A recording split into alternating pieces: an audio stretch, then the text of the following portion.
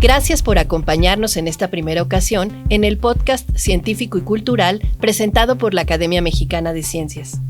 Soy Alejandra Galindo y en los siguientes minutos escucharán interesantes puntos de vista de un panel de expertos que compartirán sus reflexiones fundamentales para atender el tema de hoy, la inteligencia artificial. Primero quiero compartirles que se encuentra con nosotros en cabina el Dr. José Seade. Él es el presidente de la Academia Mexicana de Ciencias, quien nos hablará de la misma academia, así como de la gestión que su consejo directivo inició en agosto pasado y que durará hasta agosto de 2026. También le pedimos, ya que anda por acá, que le dé una bienvenida a toda la audiencia y a nuestros invitados de hoy que nos honra recibir. Este podcast se ha hecho para todas las personas interesadas en la divulgación científica y cultural y para acercar el conocimiento que día a día se gesta en nuestro país desde la academia. Muy bienvenido, doctor Seade. Nos honra también poder realizar esta serie de contenidos desde las cabinas de Radio UNAM. Por favor, ¿nos podría comentar un poquito acerca de la labor de la academia?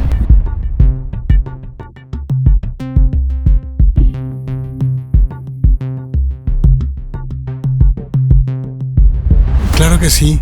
Muchas gracias, Alejandra. Quiero empezar por decir que estoy feliz de estar aquí y estar acompañados por este grupo de distinguidas y distinguidos científicos. Es un honor. También estoy muy contento de que en la Academia Mexicana de Ciencias estamos participando, tenemos un consejo directivo formado por gente de muy alto nivel, con mucho compromiso, con muchas ganas de servir. La Academia se fundó en 1959 con el propósito de contribuir a fortalecer la investigación científica en México, acercar la ciencia a la sociedad, hacer divulgación, contribuir a tener una sociedad más informada en todo lo concerniente a ciencia y tecnología, y contribuir a que la ciencia y la tecnología sean palancas para el desarrollo social, para el desarrollo económico de nuestro país, para tener una mejor calidad de vida a la población. En la Academia tenemos un poco más de 3,000 miembros en todas partes del país. Todas y todos son científicos muy distinguidos que cubren un espectro muy amplio del conocimiento, que va desde las ciencias exactas, las ciencias naturales, las ingenierías, ciencias sociales, humanidades.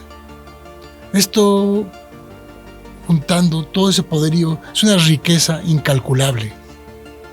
Y es algo con lo que la academia y la comunidad científica mexicana puede contribuir al desarrollo del país. Parte esencial de la labor de la academia, como ya dije, es acercar la ciencia a la sociedad.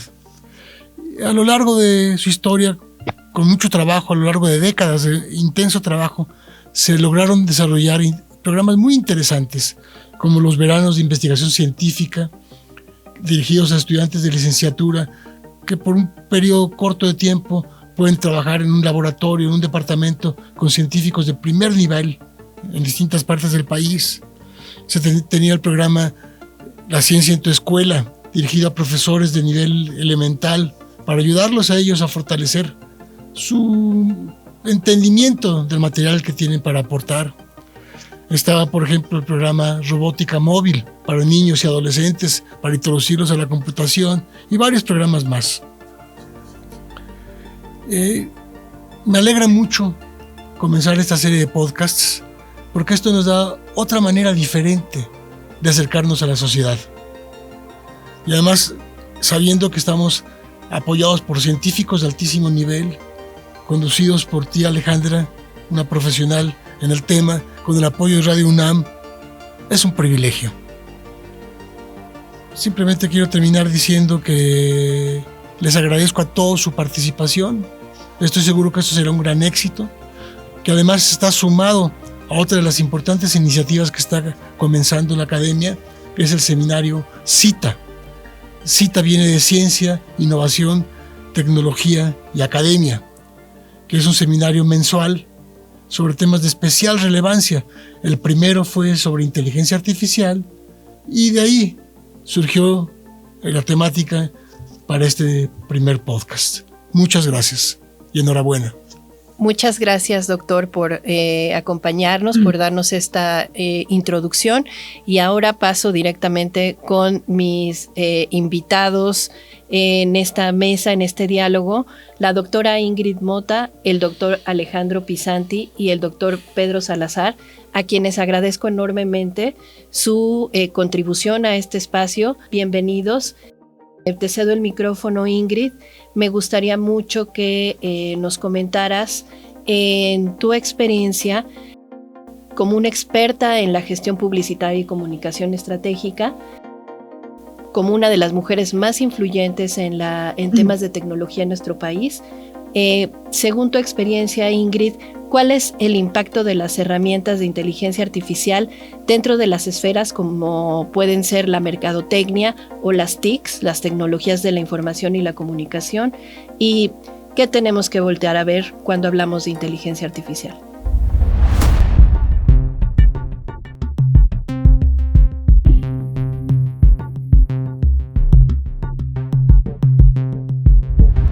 Gracias, Ale. Antes que nada, me siento muy feliz y honrada por la invitación. Gracias a la Academia Mexicana de Ciencias, a través del doctor Seade y también a través tuyo, Ale. Muchísimas gracias, de verdad es un privilegio.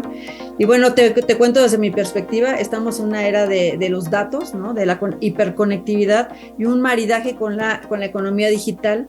Y vemos que esta entrada, ¿no? Que ya no es ahorita, ya tiene tiempo, pero digamos que ahorita ya llegó al mercado para muchos, ya está disponible. Estas herramientas de inteligencia artificial han revolucionado completamente la mercadotecnia al permitir que las empresas tomen decisiones muchísimo más informadas y a través de una experiencia mucho más personalizada para los clientes y ayudarlos a automatizar ideas y cosas rutinarias para que, digamos que estas estrategias de mercadotecnia y publicidad puedan enfocarse en hacer eso, tal cual, estrategia y no lo rutinario.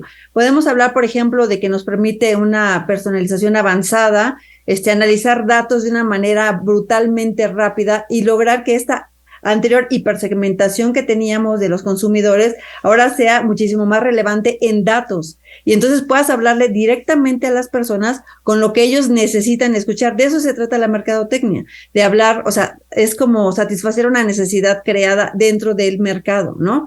También te permite el momento de la verdad. Antes acuérdate que el momento de la verdad, cuando no estábamos hiperconectados o conectados, digamos, era, a lo mejor tú querías comprarte algo, ibas, no sé, pensabas, quiero una lavadora, por ejemplo, ¿no? Llegabas a la tienda y en ese momento era que los mercadólogos tenían esta capacidad de decir, ¿sabes qué? Yo te puedo ofrecer tal o tal beneficio o lo que sea, pero ahora, si yo digo quiero una lavadora, lo primero que voy a hacer es meterme a internet, buscar todas las opciones que existan, buscar influencers en el tema, y buscar, o sea, reviews y qué piensan y cómo. Entonces ya sé que voy a cuando llegue, cómo me van a tratar desde antes, durante la compra y post-venta. Eso lo llamó Google hace muchísimos años el momento cero de la verdad.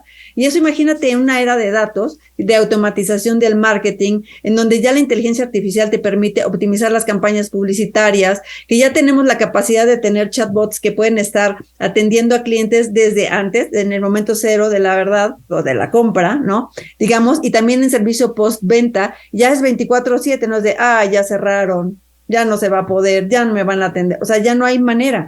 Y aparte ya tenemos esta hipersegmentación.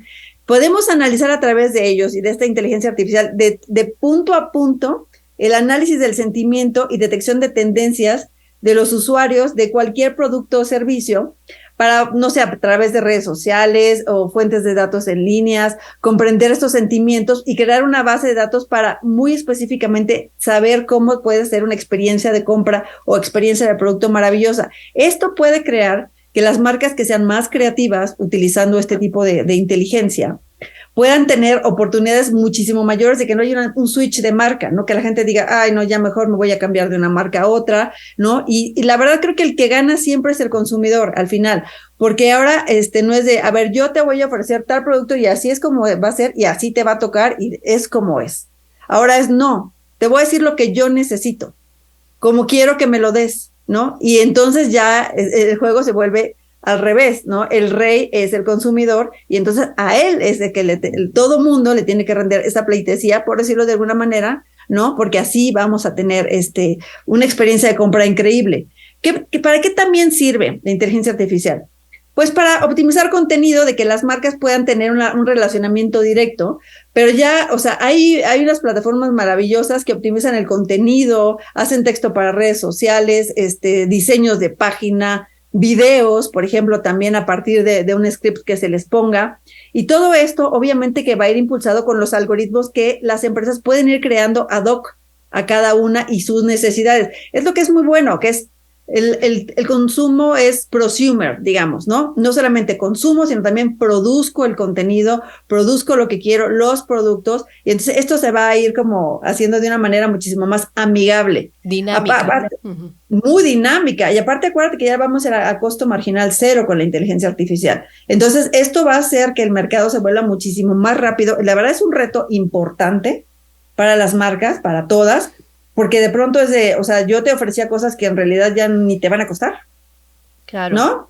Eso es importantísimo. Y creo que esto es como lo más relevante que te podría decir así como a bote pronto de qué va la inteligencia artificial con la mercadotecnia y la comunicación. Gracias, Ingrid.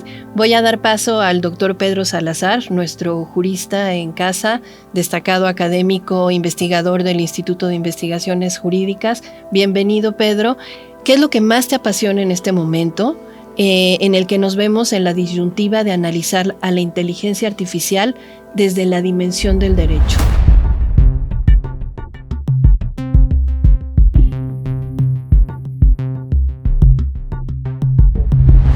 Muchas gracias por la invitación. A ver, yo creo que hay distintas aristas cuando miras desde la perspectiva jurídica un fenómeno que tiene, digamos, los desarrollos a los que incluso Ingrid se refería hace algunos minutos, desarrollos de una velocidad vertiginosa, con una evolución y unos cambios que suceden día tras día y que de alguna manera desafían, cuando los miras desde el derecho, a la capacidad del propio derecho para dar seguimiento, para acompañar y, cuando sea el caso, para regular o normar esos desarrollos. Entonces, si bien el derecho siempre va un poco detrás de los cambios sociales, económicos, culturales, pues normalmente sirve como un instrumental que pretende, al menos tiene la pretensión de modelarlos y de modularlos. En el caso de la inteligencia artificial y de estos desarrollos, es sumamente complejo eso, porque, insisto, lo vertiginoso de los cambios le imponen al instrumental jurídico desafíos enormes. De hecho, yo soy de la idea de que a lo que más podremos apostar es algunos contenidos jurídicos mínimos que en el ámbito, digamos, del derecho se conocerían como una cuestión de soft law, que en realidad permitan que sean los operadores y sobre todo los aplicadores del derecho los que vayan interpretándolos con el paso del tiempo para poder incidir en la realidad y obviamente también en el sentido, en la orientación de estas tecnologías. Pero por el otro lado, las tecnologías también interpelan a la práctica del derecho de muchas formas. Es decir, se vuelven instrumentos sumamente útiles para quienes crean derecho, para quienes interpretan y aplican derecho, pero también para quienes utilizan al derecho pues como material de trabajo en el ámbito de la profesión jurídica. Y por supuesto también a los destinatarios, a las y a los ciudadanos de a pie que en sus vidas tienen que entrar en contacto con fenómenos, temáticas que tienen una dimensión jurídica y que ahora probablemente, potencialmente con estas herramientas serán mucho más fáciles de comprender para un mayor número de personas.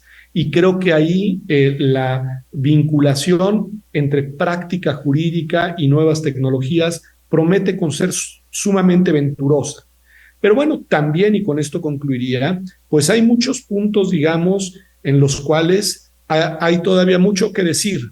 Por ejemplo, ¿cuál es la relación entre la capacidad regulatoria de los estados nacionales en un fenómeno que es claramente de carácter transnacional? ¿Cuál es la capacidad y cuál debe ser la incidencia regulatoria del Estado ante fenómenos que por el momento siguen una lógica, digamos, mucho más orientada por las dinámicas del mercado? ¿cuál es la relación del Estado, de la regulación, del derecho, frente ya no al sector público, sino frente a los actores privados que en buena medida son quienes llevan mano en el desarrollo, digamos, en la comercialización y en la difusión de estos mecanismos? ¿Cómo lograr que prevalezca una perspectiva de derechos de las personas y que los derechos sean, pues, digamos, blindajes frente a la capacidad de incidencia en la vida de las personas de estas tecnologías? Y finalmente, cómo lograr que la dimensión ética en verdad gravite en las discusiones, en unas discusiones que tienen que ser altamente disciplinarias, pero que no pueden dejar fuera, digamos, esta dimensión que tiene que ver con los procesos civilizatorios y que tiene que ver con las dinámicas, digamos, igualitarias, incluyentes, y no que se impongan dinámicas y mecanismos que en algunas materias y en algunos ámbitos pueden terminar siendo también estigmatizantes y discriminatorios. Entonces, bueno, hay un reto enorme, hay un reto para derechos a la privacidad, a los datos personales, al acceso a la información veraz y oportuna, en fin, que tienen que ver con nuestras libertades y con nuestra igualdad, y que no demonizo ni estigmatizo a las tecnologías. Me parece que son un gran instrumental con un potencial enorme, pero bueno, hay que mirar también estas aristas que no son colaterales, que están en el centro de la ecuación de estos fenómenos y de sus desarrollos. Pues muchísimas gracias, Pedro. Está con nosotros el doctor Alejandro Pisanti. Él es químico académico de la Facultad de Química y también alguien que ha estado dedicado toda su vida al Internet, al desarrollo, a sus diferentes aplicaciones aquí mismo en la universidad. Y platícanos un poquito, doctor, alrededor de cómo se cruzan estos caminos desde tu visión con toda esta experiencia en la implementación desde el Internet en nuestras vidas hace ya algunos añitos, y cómo la inteligencia artificial llega también a ser una nueva etapa en el desarrollo de nuestra civilización.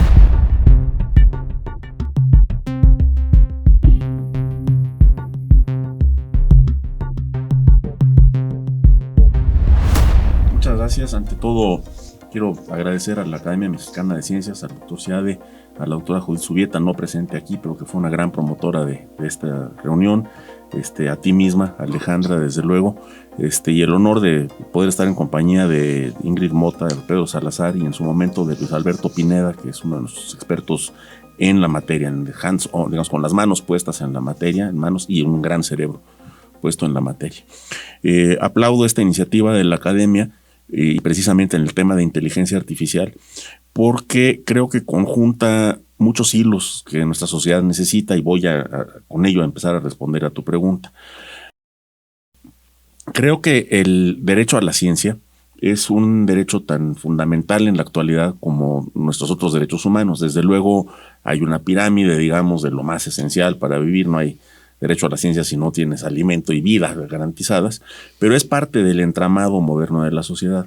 Y yo entiendo el derecho a la ciencia en una interpretación muy amplia.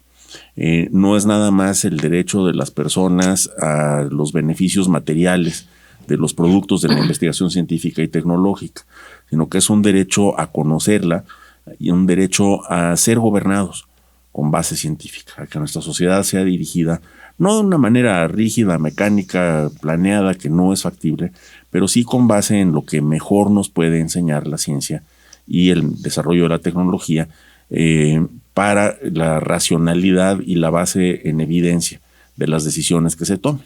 La misma ciencia no es prescriptiva de una manera rígida, sino que te da métodos para evaluar los resultados de tus acciones y corregirlas con base en la evidencia.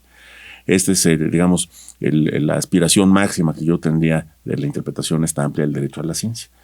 En inteligencia artificial, precisamente nos encontramos con esta iniciativa de la Academia Mexicana de Ciencias que debe ayudar a que la ciudadanía en México pueda participar de manera enterada, de manera informada en los debates acerca de la inteligencia artificial, los miedos que suscita, las oportunidades que genera, las iniciativas que se toman todos los días para tratar de regularla sin necesariamente saber qué se quiere regular, y entro a esa materia en un momento más.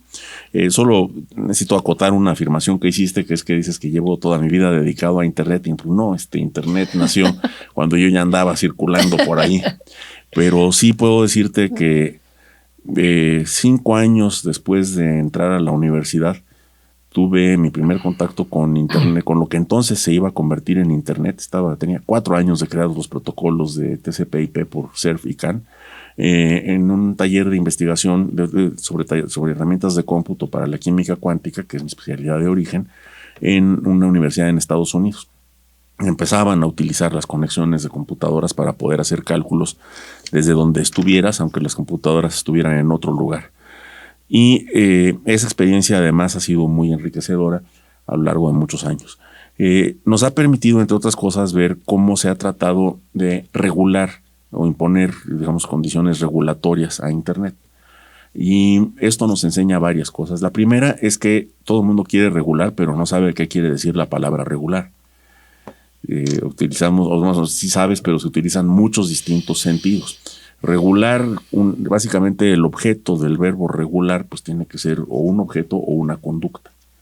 Y lo que tú quieres cuando dices regular es no dejar que se desarrolle espontáneamente, sino dirigir su desarrollo, dirigir la conducta. Es lo que entiendes como regular. Cuando esto se empieza a convertir en un lenguaje socialmente generalizado o legal, jurídico, empiezas a tener que definir muchos ámbitos de regulación. Uno de los ámbitos de regulación mejor establecidos en las sociedades modernas es, por ejemplo, el de la competencia económica, el derecho de la competencia económica. Otra es la regulación de telecomunicaciones, que tiene aspectos de competencia económica, aspectos de acceso a recursos escasos, como el espectro. Si recurso escaso quiere decir que no lo puede utilizar todo el mundo indiscriminadamente, como el espectro electromagnético o el derecho de vía en las calles para hacer zanjas o poner cables y poner postes y llevar cables. Tienes la forma clásica y más profunda y extendida de regulación de la conducta humana, que son todos los acuerdos de convivencia sociales que se formalizan en una herramienta muy valiosa que es el derecho. Y esto nos va a llevar en unos minutos a algo de lo que conecta con lo que ya dijo Pedro, que es que el objeto del derecho es la conducta, no el medio. Es decir, lo que regula el derecho, lo que regulan los derechos humanos, las convenciones, los acuerdos, así como formas de gobernanza de la sociedad más llanas y plásticas, como la etiqueta, que también es una forma de gobernanza. Es la conducta, es la forma en la que nos conducimos las personas o las instituciones que las personas creamos, el gobierno, empresas, sociedades, etc.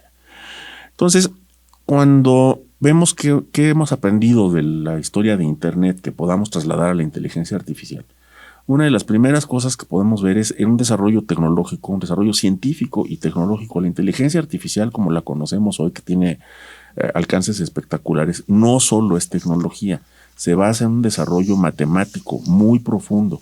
La concepción de los algoritmos, de los métodos que actualmente se utilizan en inteligencia artificial, tiene décadas construyéndose a niveles de enorme abstracción matemática, hasta que alguien encontró la manera simultánea o paralelamente de que convergieran con la capacidad de las computadoras y con algoritmos y métodos que tomaban estas grandes abstractas ideas matemáticas y las convertían en métodos que pueden producir un cálculo.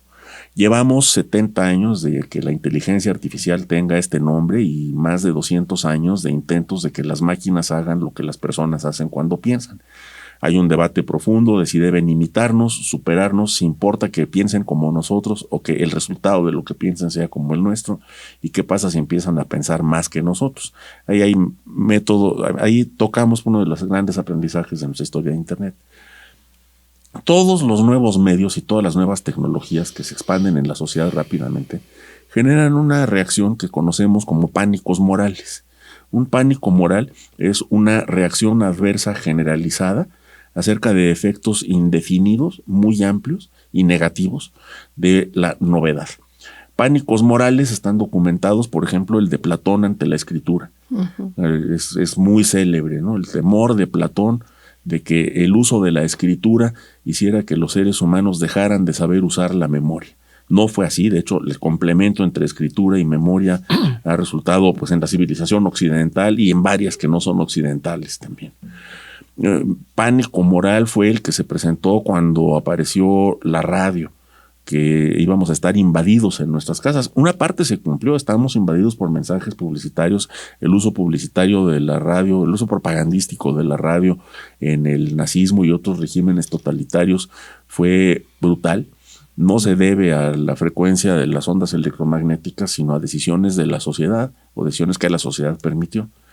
El cine fue visto como una amenaza. No olvidemos que las novelas en el siglo XVIII eran vistas como una terrible amenaza. La sociedad tenía terror de que las mujeres jóvenes leyeran novelas y sus cabezas se llenaran de ideas raras. Entonces, lo que vemos ahora con ciertos aspectos de la inteligencia artificial, específicamente la inteligencia artificial generativa en interfaces de lenguaje conversacionales, en otras palabras, acceso a enormes volúmenes de lenguaje almacenado en computadoras en el mundo, a través de un sistema que le hace en el que formulamos las preguntas en lenguaje natural y nos contesta en una sucesión de palabras que podemos interpretar como lenguaje natural. Eso está produciendo un pánico moral ahorita espantoso y que está cegando a la gente a los posibles beneficios, como los que entre otros ya describió la doctora Mota hace unos minutos, en los que a su vez la gente también detecta los mismos motivos de pánico moral. Es decir, cuando Ingrid nos dice correctamente que la mercadotecnia para satisfacer necesidades ahora es capaz de personalizar la detección de necesidades de cada persona y presentarle el producto que más se le acerca, también esto por muchos activistas de derechos humanos es visto como la cosa más invasiva de la privacidad y toca la perspectiva jurídica que nos mencionó el doctor Salazar, porque no es un problema de protección de datos personales. Entonces, lo que está pasando con este desarrollo nos lo pasó con Internet durante los últimos 50 años, especialmente los últimos 25 que se establecieron instituciones para la gobernanza de Internet, que es que nos enseña dónde están nuestros problemas de maneras que no habíamos detectado antes. Claro. Por ejemplo, todo el discurso acerca de derechos humanos relacionados con la privacidad en las últimas décadas se ha centrado en la protección de datos personales y no en la invasión de la intimidad, que es lo que realmente nos preocupa. Sí. Del abuso de tus datos personales, de la invasión de tus datos personales, en principio no te tendría que preocupar, son números y letras. Donde te preocupa es que invade tu intimidad. Cuando te encuentras con un anuncio personalizado como los que dice Ingrid Mota, a la hora que te vas a dormir y te vas corriendo a la computadora, al teléfono, a comprar la lavadora que te acaban de presentar, te están dando un servicio, pero también hay personas que sienten vulnerada su intimidad. Y cuando esto lo hacen distintos gobiernos, muchas veces creando un marco legal que los autoriza para apoderarse de la intimidad de los ciudadanos y premiar o castigar sus buenas y malas conductas, pues empezamos a tener motivos, ahora no de pánico moral, sino de preocupaciones serias. Pero el pánico moral nos ciega a los problemas verdaderos y profundos. Y paso rápidamente a la otra gran cosa que traemos de Internet. La gobernanza de Internet se estableció con una claridad enorme, que es que Internet es una red de redes descentralizadas que operan de una manera descentralizada. La mayor parte de las cosas que se quieren regular en Internet son conductas de personas o conductas de compañías. Existen leyes comerciales, mercantiles, de privacidad, de protección de datos personales, de cantidad de cosas. Simplemente la legalidad de pedirle a la gente que saque dinero de una cuenta de banco y la transfiera a otra, que están reguladas perfectamente en la actualidad por las leyes. Claro. Cuando tú dices, oye, es que en Internet hay mucho phishing, pues sí, pues en la calle también hay mucha gente que te defrauda con billetes de lotería alterados a lápiz. Hasta que no paremos la mala voluntad de las personas de defraudar y la facilidad o la inocencia de las personas de caer en los fraudes, no vamos a parar ni los fraudes en la calle ni el phishing. Entonces, la gobernanza de Internet se ha centrado en resolver problemas específicos que sí requieren coordinación internacional no previamente existente. Básicamente, la gestión del sistema de nombres de dominio y la asignación de direcciones IP, que son la única parte centralmente coordinada.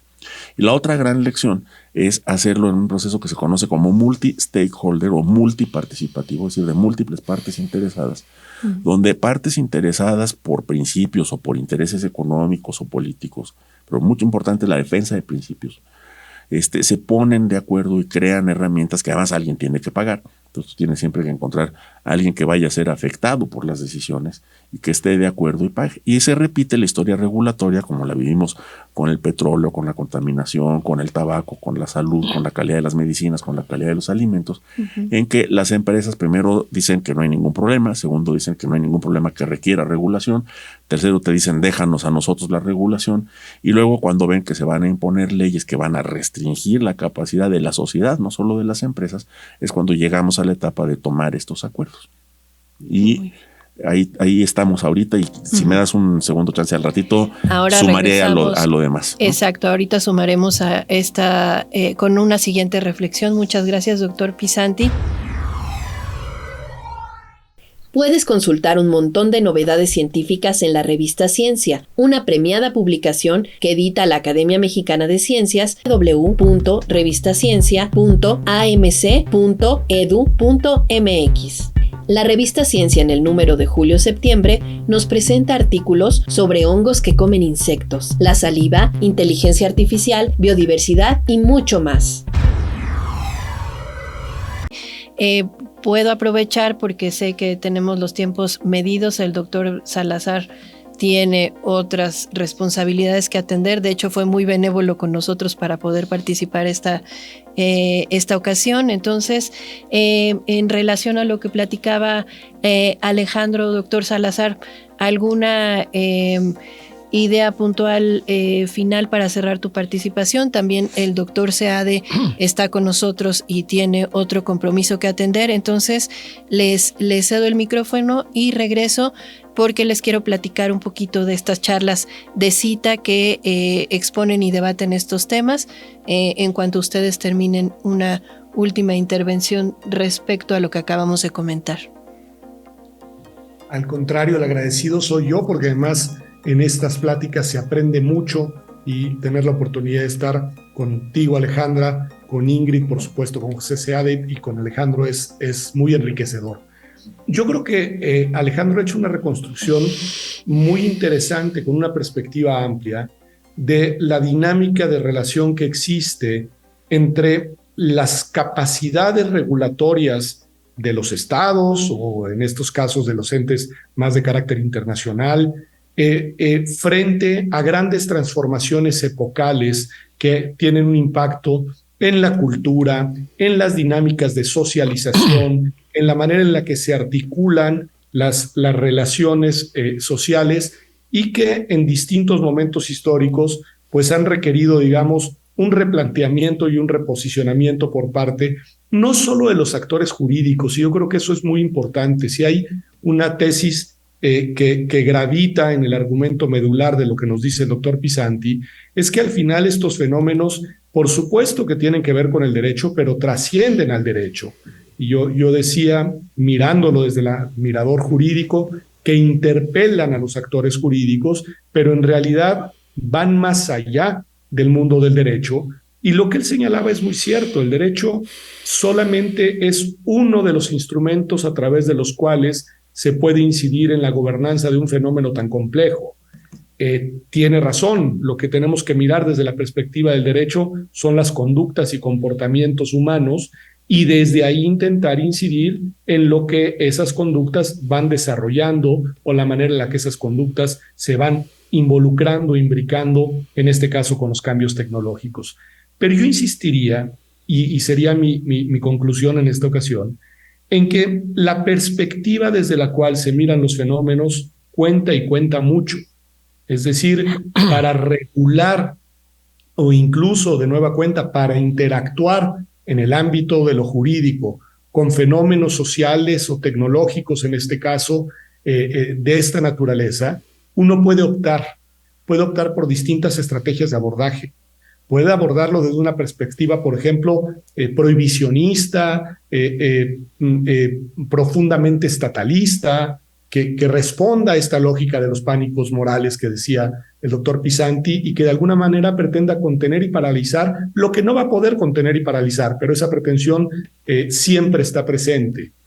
O por el otro lado puede colocarse una perspectiva, insisto, mucho más abierta a la permisión de las dinámicas de estas transformaciones, con una perspectiva de derechos de las personas. Y me parece que es un mirador totalmente distinto, en el que la libertad, la igualdad, la inclusión, la autonomía personal va a buscarse potenciarse y va a buscar también vincularse con estas tecnologías y salirse de la visión apanicada para mirar mejor en dónde está el potencial, que tiene muchísimos ámbitos, de despliegue de bondades para la garantía y protección de los derechos de las personas.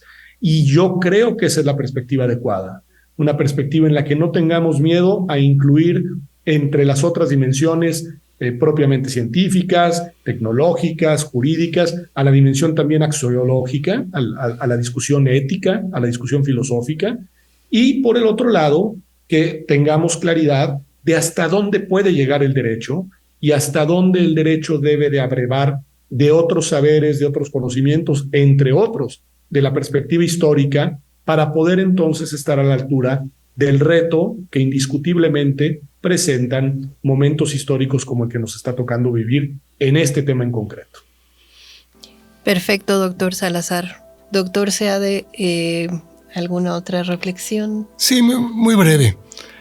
En la vida todo cambio genera naturalmente incertidumbre, ¿sí? Que puede generar miedo, puede generar ese pánico del que se habla. Cuando no conocemos algo nuevo, pues hay miedos, ¿sí? También todo conocimiento científico tiene un potencial, o un posible potencial, de ser mal utilizado, ¿sí? Un ejemplo, la bomba nuclear, de las cosas más horrorosas que ha creado el hombre. Pero ¿qué sería del mundo sin la energía nuclear? ¿Sí? Otro ejemplo, la biotecnología. Sí, está Monsanto, hay muchas cosas que se han criticado fuertemente. Se pueden hacer cosas horrorosas con la biotecnología. Pero ¿qué sería de este mundo sin la biotecnología? ¿Sí? Bueno, aquí estamos hablando de inteligencia artificial. Es fundamental que entendamos qué es, sus distintas facetas, cómo nos puede servir, cómo puede apoyar el desarrollo y el bienestar humano. Y también cuáles peligros están ocultos ahí para cuidarnos de que no ocurra. Entonces somos afortunados ahora de estar con científicos, científicas que entienden mucho del tema, como Ingrid Mota, que entiende mucho del tema desde otra perspectiva, porque nos ayuda a ampliar nuestro conocimiento, nuestro entendimiento. Muchas gracias. Muchísimas gracias a ustedes por habernos acompañado en este espacio, doctor Seade, doctor Pedro Salazar. Continuamos contigo, Ingrid. Me gustaría consultarte, según tu experiencia, como mencionaba el doctor Seade, desde tu perspectiva de científica social, de comunicóloga, ¿cómo impacta la inteligencia artificial a los equipos creativos y a los desarrolladores de ideas en los sectores como la comunicación? Mira, impacta de muchas formas. Estoy completamente de acuerdo con lo que dijo el doctor Pisanti. Es como, la tecnología es, pero de cómo la utilices es para lo bueno y lo malo. O sea, creo que somos los propios seres humanos los que hacemos las cosas buenas y malas, y también coincido con el doctor Seade, es que el problema somos nosotros mismos y la naturaleza en la que estamos desarrollando las cosas que estamos desarrollando. La tecnología en sí misma es muy buena. Desde un punto de vista de mercadotecnia te diría que sí, es muy positiva, porque te permite esta personalización de contenido, porque te permite que, por ejemplo, para los escritores, te permite que a lo mejor tú puedes tener algún texto, un blog, estoy hablando en términos ya muy mercadológicos, o puedes tener copies publicitarios, y hay plataformas que te ayudan a hacer lo que sea muchísimo más impactante, por ejemplo, ¿no? Pero tenemos el otro lado, que en Estados Unidos John Grisham y otros de los principales autores de Estados Unidos están ya demandando a OpenAI por inteligencia artificial que está rompiendo los derechos de autor, ¿no? Por esta inteligencia artificial que es generativa, que crea los textos, pero ¿a partir de qué? Estás usando mis obras. Incluso ya ha habido casos de que escritoras, por ejemplo, han dicho, oye, es que estoy viendo que están vendiendo un libro mío que yo no escribí, ¿no? Que lo escribió una inteligencia artificial completamente. Y esos son casos que yo creo que el doctor Salazar también es exactamente poner al hombre como el centro, ¿no? Porque no es la inteligencia artificial en sí misma la que escribe el libro, sino la persona que determina que escriba ese libro. Entonces creo que tiene cosas muy positivas, comentaba en la segmentación en la audiencia, por ejemplo, súper avanzada, hiper segmentada. También yo te puedo decir, es que eso es maravilloso porque ya, o sea, toda la información que yo llego mercadológicamente es lo que yo necesito, ¿no? O sea, es quitarme ya tanto este anuncio que me está, ya, ¿no? Agobiando. No, ok, está perfecto, ya te agobia, pero desde otro punto de vista, es lo que dice el doctor Pisanti. O sea, yo puedo mencionar ahorita, se descompuso la lavadora y al rato me meto a Facebook y tengo puros anuncios de lavadoras. Sí, es y no una... lo busqué, ni siquiera lo busqué, o sea, yo nada más lo mencioné en mi casa.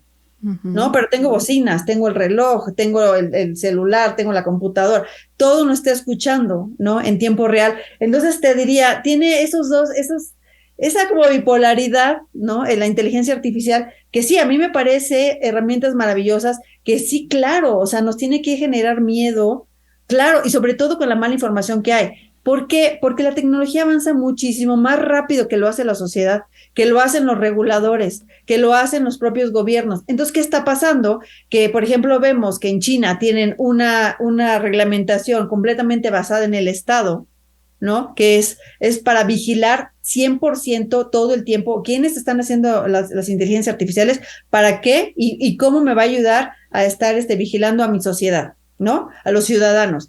Y del otro lado tenemos en Estados Unidos una reunión que se hizo la semana pasada en donde el Congreso llama a Zuckerberg, a Musk, o sea, llama también Microsoft, dice, vénganse por favor porque necesitamos ver cómo vamos a regular este asunto, ¿no? Pero todo el tiempo los está atacando desde otra perspectiva, diciendo, a ver, Zuckerberg, te robaste los datos para que se hicieran las elecciones de Trump, y ganó. ¿Por qué? Porque está Cambridge Analytica con el robo de datos, está la manipulación de información para que desde Facebook te dijera, mira, esta persona, es tan profundo el análisis de datos de la inteligencia artificial vía algoritmos, que pueden decir, mira, esta mujer está casada, tiene hijos, es feliz, pero en estos momentos está triste. Entonces, en el momento que tú estés vulnerable, para bien, para mal, para lo que sea, darte el mensaje concreto para hacerte que tomes una decisión, ¿no? Anuncios, digamos, de chocolates. Exacto. Por ejemplo, ¿no? Le pasó a Hillary Clinton cuando de repente le empezaron a meter información en Estados Unidos de que estaba a favor del aborto.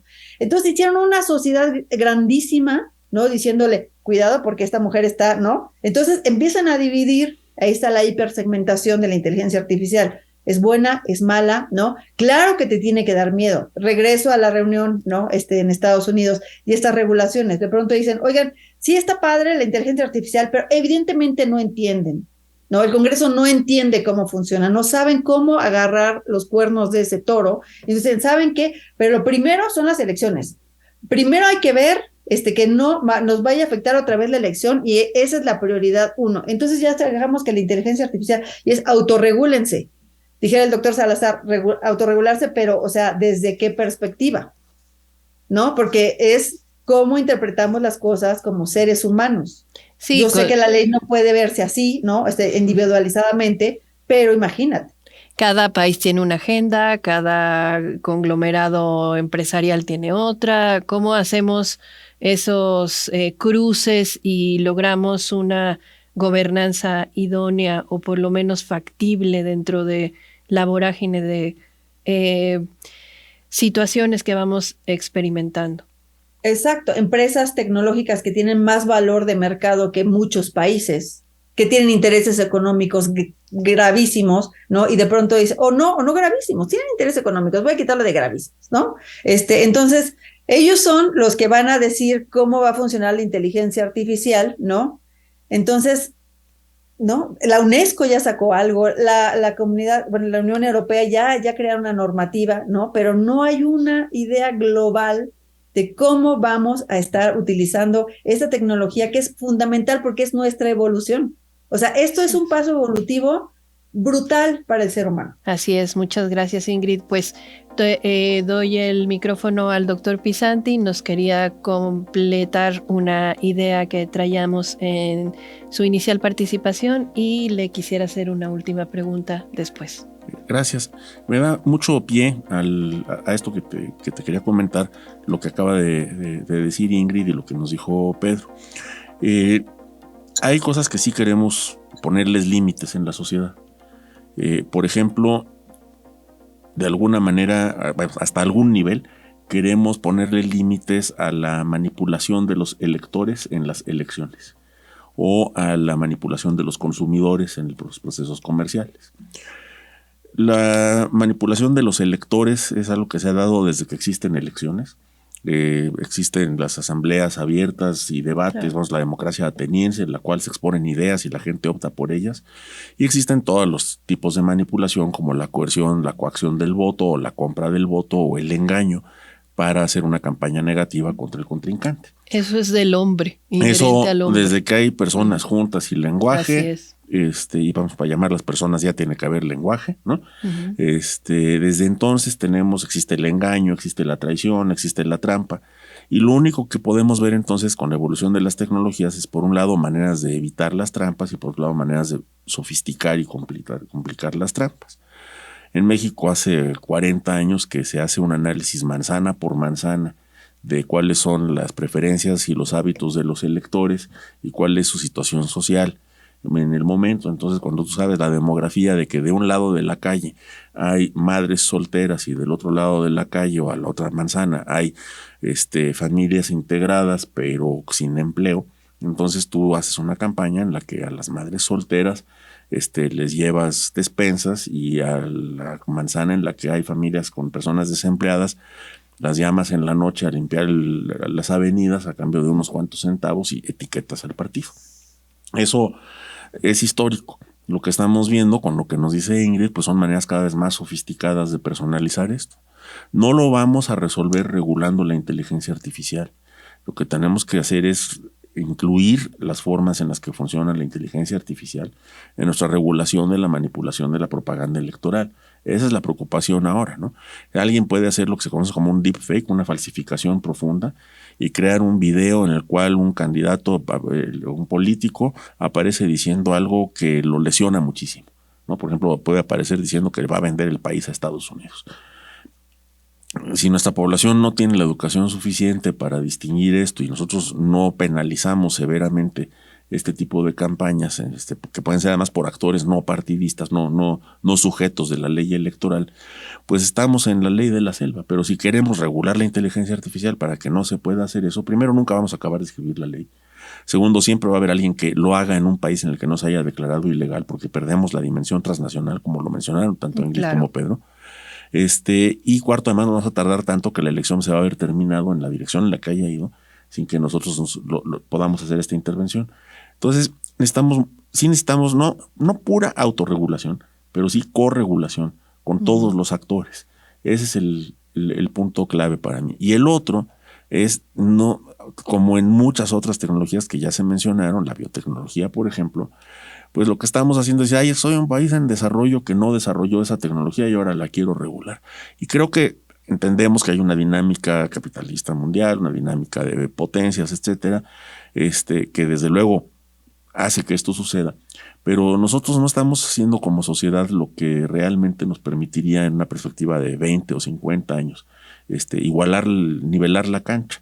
No estamos invirtiendo en educación, no estamos invirtiendo en investigación, no estamos creando las infraestructuras de datos y de cómputo masivas que se requieren para el desarrollo de esta forma particular de inteligencia artificial. No estamos diciendo, bueno, el tren de los masivos ya se nos fue, porque eso lo tienen las muy grandes compañías en mercados muy liberales donde no se les regula, pero ¿cuáles otras 50 formas de inteligencia artificial sí podemos desarrollar con los recursos a nuestro alcance y hacerlos competitivos en una política que mire más allá de cada 6 años? Invertir 3 o 5% del Producto Interno Bruto, o por lo menos de los presupuestos federales y gubernamentales de los estados, en el desarrollo de este tipo de cosas, haría que no paguemos lo que estamos pagando finalmente, ¿no? Es decir, todo ver pasar el tren de lejos y quererle morder los talones a un ferrocarril que pasa, es producto del costo más alto que incurre en las sociedades, que es el costo de no hacer. Así y cuando nos estamos preguntando ahora cuánto nos está costando no tener 100,000 ingenieros trabajando en inteligencia artificial con matemáticas avanzadas en una infraestructura de cómputo poderosa, pues nos está costando muchísimo, ¿no? Sí, ese es el costo de no hacer, y es un costo que nunca se ve en el momento porque se paga 70 años después. Nos enfrentamos a amplísimos retos, como esto que estamos viviendo de convivir cotidianamente con la inteligencia artificial, cuando a la vez tenemos retos históricos como un amplio rezago educativo, como unas sociedades poco críticas debido a lo anterior principalmente, porque no hemos cubierto esas deudas que tenemos, por ejemplo, en la formación básica, ¿no? Lo platicábamos fuera del aire, en matemáticas, ¿no? En formación de una niñez y una juventud más preparada para los tiempos que estamos viviendo y para lo que necesitan los países, ¿no? En particular, pues nosotros como mexicanos tenemos también que atender de manera paralela esas cuestiones tan torales, ¿no? Entonces, aquí yo me sumo de nuevo, yo no soy miembro de la academia, por eso puedo hablar libremente a su favor sin que se considere propaganda. La Academia Mexicana de Ciencias, como describió hace rato el doctor Seade, ha hecho una labor histórica muy importante y es necesario volverla a apoyar. No tiene los recursos propios para hacerlo. Necesita fondos privados y sobre todo del gobierno y un apoyo, un compromiso. Una de las cosas que hacía la academia era promover un evento que se llamaba, un programa, se llamaba Domingos en la Ciencia, que después se amplió a Sábados en la Ciencia. Yo puedo dar fe, seguramente nos escuchará este podcast porque yo se lo voy a recomendar, un joven que estudiaba el bachillerato en las afueras de Ciudad Sagún, Hidalgo, un bachillerato técnico en una escuelita chiquitita ahí trepada en un cerrito. Él y un compañero suyo querían ser físicos y en esa localidad no hubieran podido desarrollar esa carrera, ¿no? La comunidad no estaba preparada para ellos. El programa de Domingos en la Ciencia les llevó gente que les abrió esa perspectiva, la posibilidad de que seres humanos comunes y corrientes como ellos pudieran estudiar física. Acabaron ambos, hablo de dos, pero sobre todo uno de ellos, haciendo una carrera brillante como físico, un posgrado, y después entró al mundo de las telecomunicaciones y maneja negocios ahí, que repito, es solamente gracias a este contacto mucho más cerca de la sociedad, del día a día y de la juventud en particular, que logran organismos como la academia, que eventualmente podremos revertir estos rezagos. Sí, totalmente. Por ejemplo, la línea de trabajo de el fomento a las vocaciones científicas, como este ejemplo que nos acabas de dar, o la divulgación de la ciencia de forma sencilla, a pie de calle, en donde un niño, un joven tiene la posibilidad de una interacción con un mundo que no le es cercano, puede hacer un cambio radical. Sí. Y además, Alejandra, es muy profundo si lo ves, como decías, el tema de Internet. Para citar a un ya clásico, Manuel Castells, este ejemplo que doy y en los que tú estás implicando tiene que ver justamente con el mundo de Internet. Hemos pasado de estar restringidos a lo que ocurre en nuestro espacio geográfico inmediato, nuestro espacio humano y físico inmediato, a podernos mover en lo que él llama el espacio de los flujos, ¿no? Donde todos los estudiantes de física del mundo, todos los estudiantes de bachillerato que se podrían interesar en la física del mundo, viven en un espacio común a través de Internet. Ahí pierden el miedo, rebasan las limitaciones de lo local e incluso vuelven a lo local. Es decir, cuando este joven que estudió física regresa a esta localidad semirural en las afueras de una zona industrial, tiene mucho que ofrecer y que dar para que esta sociedad tenga un mejor desarrollo. Es el cuate que puede tomar junto con la comunidad y atendiendo a las tradiciones de la comunidad porque las entiende, nació de ahí. Así es. La manera más sensata, inteligente, económica y sustentable de llevar agua potable a la comunidad, de llevar sanidad a la comunidad. Sí. Él estudió física, pero puede participar en una discusión acerca de si deben incorporar determinados plaguicidas o determinados organismos modificados genéticamente en su agricultura y con qué restricciones, con qué representaciones, digamos, del miedo representado como un principio de precaución pueden operar de esa manera, porque regresas a una persona integrada tanto al mundo tradicional como al mundo global, contemporáneo, de la racionalidad científica, la evidencia y la lógica. Gracias, doctor Pisanti. Se completa un círculo virtuoso, ¿no? Ingrid, muchísimas gracias por tu colaboración también. Me gustaría cerrar después de este hilo con una reflexión tuya acerca de las vocaciones de las mujeres en la tecnología. desde la perspectiva de lo que la mujer puede aportar una vez que se forma en estas disciplinas y tiene participación y toma de decisiones en este mundo, por ejemplo, de la inteligencia artificial. Sí, voy a retomar el hilo, ¿no?, que dijo el doctor Pisanti también. Mencionó casos muy puntuales de cómo una vida puede cambiar radicalmente, ¿no? Y puede cambiar inclusive culturas, ¿no? Así lo podemos ver también como este lenguaje matemático, científico, lo voy a decir así, artístico también, que crea un analfabetismo digital, ¿no? Entonces, imagínate si más o menos el 50% de la población mundial no está conectado.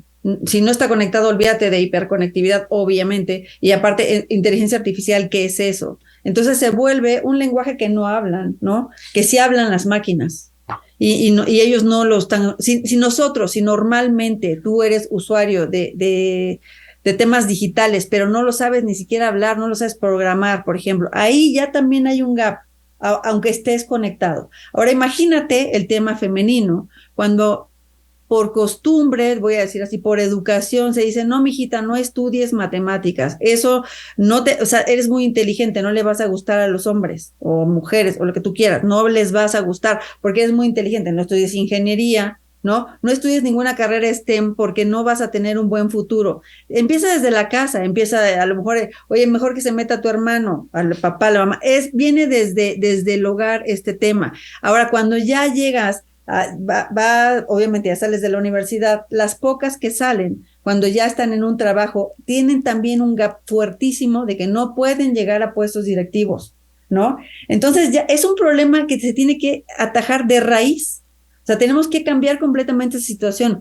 Creo que desde niños tenemos que ayudarlos a que se metan a aprender código, por ejemplo, que va de la mano con matemáticas, ¿no? Entonces de pronto es oye, es que en la escuela, entonces creo que empiezas a crear círculos virtuosos, ¿no? De que si tienes que aprender código, pues tienes que saber matemáticas y tienes que saber cómo se aplican las matemáticas, cómo se aplica la ciencia en todo esto. Y creo que esto puede ser un cambio completamente positivo para toda la sociedad en sí misma, porque además empiezas también a formular de cómo vas a tener conectividad para todos. Nos pasó en la pandemia, de pronto es muchísimos lugares marginados, ¿no? El sureste de México, me voy a ir a México nada más, de pronto ¿y cómo van a seguir estudiando?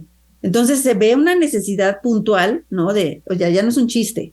O sea, si no haces que verdaderamente haya lugares conectados por parte del gobierno o por parte de la industria, porque el gobierno no lo tiene que hacer todo, la industria también tiene que hacerlo, entonces no vamos a permitir que podamos crecer, no estamos todos metidos en una economía digital y si eso no pasa, el país no progresa. Imagínate, es el país, luego el tema de las mujeres, o sea, es que de verdad es algo que es urgente, se tiene que atender.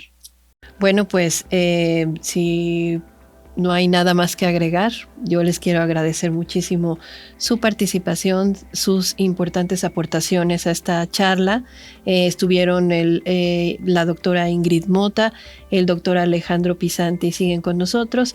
Se despidieron ya el doctor Pedro Salazar y el doctor José Seade. Los invitamos a seguir en comunicación con nosotros, que la audiencia se vincule a través de las redes sociales de la Academia Mexicana de Ciencias. Busquen también el Centro de Ciencias de la Complejidad de la Universidad. Doctor Pisanti, Ingrid, les gustaría compartirnos también sus redes sociales, algún tipo de contacto para que el público pueda vincularse con ustedes. Sí, muchas gracias. Yo estoy en Twitter como @IngridMota, inclusive así estoy en todas las redes, Mota con doble T. Y tengo una columna semanal en la revista La Lista News, también ahí me pueden seguir con estos mismos temas de tecnología, de TICs y de ciencia. Perfecto, lo haremos, Alejandro. @apisanti con Y al final en Twitter. Nuestras redes también del podcast científico y cultural de la Academia Mexicana de Ciencias, podrán verlas, aquí aparecen en pantalla. Y bueno, les agradecemos habernos acompañado. ¿Una película o libro alrededor de la inteligencia artificial que sea su favorito? Híjole, hay muchísimos. Bueno, yo recomiendo, porque no es nueva, pero es una película que sí podría haberse producido la semana pasada, que es Hair. está en Netflix, vale muchísimo la pena la interacción de una persona no quiero contar mucho, con una inteligencia artificial y cómo llega ya de plano a enamorarse, ¿no? La verdad es que muy real, ¿no? Si te agarra mal parado, pues yo creo que hasta te podría pasar. Sí, completamente. Alejandro. Me adhiero a la recomendación de Ingrid. Ok, muy bien. Pues bueno, cerramos este bloque. Les agradezco mucho. Gracias por seguir el podcast científico y cultural de la Academia Mexicana de Ciencias.